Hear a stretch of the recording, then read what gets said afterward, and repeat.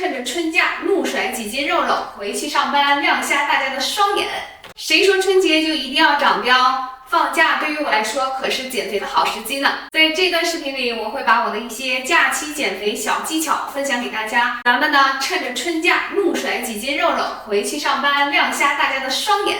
放假能减肥是我还在读高中的时候就发现的怪现象，但是呢，小时候只看见了现象，不知道本质哈。现在找到了原因。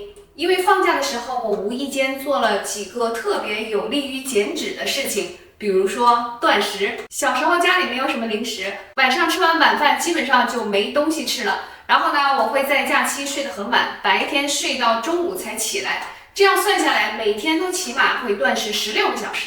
断食一方面来自能量限制，因为如果把3餐减少成2餐，一般吃进去的总量，也就是卡路里的摄入呢，也会相应减少。另一方面，断食能改善胰岛素抵抗，调节胰岛素、去甲肾上腺素、生长素等激素的分泌，促进脂肪的燃烧。还有，我小时候早餐一般吃馒头或者面包，是一天碳水的主要来源。睡个懒觉不吃早餐，相当于把断食和生酮2种减肥方法结合了起来。另外呢，假期睡眠充足也是有利于减脂的。小时候学业很忙，平时很难满足一天7到8小时的睡眠时间，而睡眠不足呢，会促进胃饥饿素的释放，抑制瘦素的释放，让你呢更想吃东西，而且更倾向于吃高脂肪、高糖的食物。另外，睡眠不足也能对交感神经产生负面影响，导致皮质醇水平的升高。皮质醇是一种与压力有关的激素，它会增加食欲，抑制 IGF-1 的释放，促进脂肪，特别是腹部和内脏脂肪的囤积。我小时候还特别爱滑冰和跳橡皮筋啊，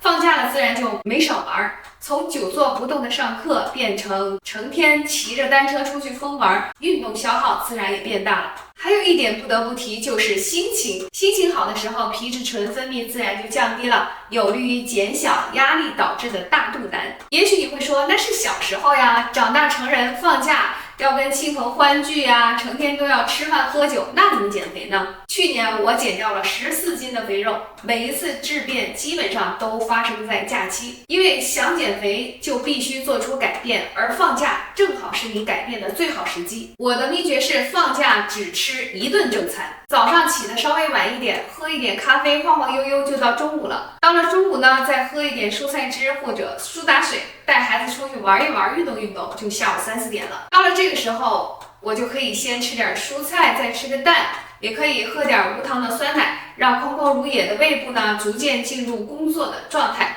做好这些准备工作之后呢，我就可以吃大餐了。在这一顿正餐之中呢，我基本上想吃什么就吃什么，非常的痛快。大餐吃完之后，我会用一点甜点来结束一天的进食，非常的满足。这样做的好处是呢，我整个过程一点都不难受，甚至可以说很享受。因为在断食期间，身体失去了糖分功能，自然就会燃烧现存的脂肪。脂肪燃烧之后呢，酮体就会上升，人就不会感觉到饿，甚至会比以前正常吃1日3餐还会饥饿。另外，在进食的窗口期，我可以相对任性的大吃一顿，吃得很满足，所以晚上就不会有吃宵夜的想法。吃美食会让你心情愉悦，心情好了，让你肥胖的压力激素分泌自然减少了，压力激素少了，睡眠也会变好。吃得好，睡得好，心情好，会促进内啡肽和多巴胺的分泌，激活大脑的奖励机制，促进你继续这种行为模式。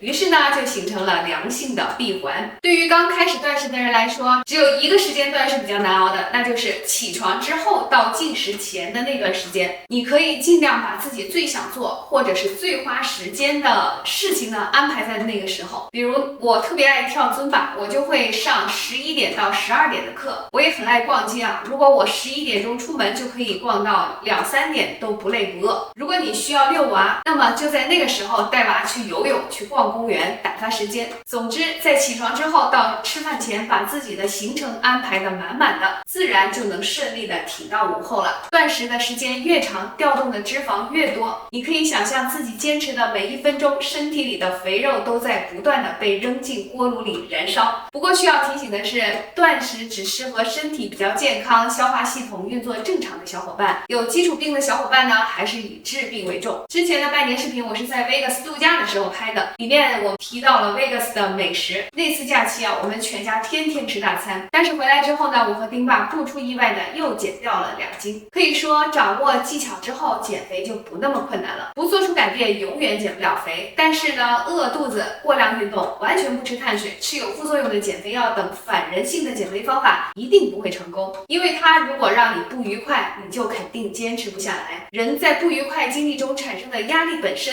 就是减肥的一大绊脚石。假期到了，大家多睡睡觉，多跟孩子一起放电，多逛街，多聚会。吃进去的食物最终都会变成你，把宝贵的吃饭时间留给最重要的人和最美好的食物，每一口都应该是值得的。今天的丁妈试点评就到这里啦，在后面的视频我会继续介绍巩固减肥成果和突破减肥平台期的方法，以及真正能够有助于健康减肥的保健成分。如果你觉得感兴趣，就一定要关注我们，并且点赞转发鼓励我一下。咱们下回再见，拜拜。